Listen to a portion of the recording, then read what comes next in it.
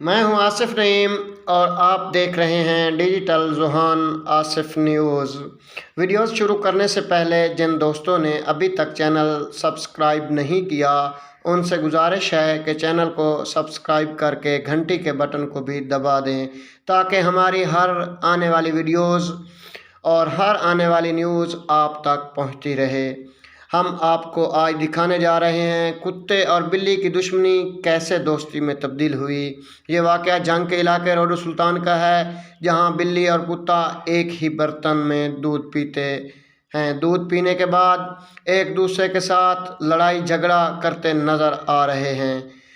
मोहम्मद वसीम ने घर में एक बिल्ली और 2 कुत्ते पाल रखे हैं। उनका कहना है कि ये तीनों एक ही बर्तन में दूध पीते हैं, न कभी एक दूसरे को काटा है और ना ही कभी एक दूसरे पर हमला किया है, बल्कि एक दूसरे के साथ हमेशा मिलजुल कर रहते हैं। जानवरों की ऐसी हरकत से इंसानों को भी सबक सीखना चाहिए, जो आज के इस दौर में एक दूसरे के इंसानियत सोच रवैया इख्तियार करके अमन ख़राब करते हैं।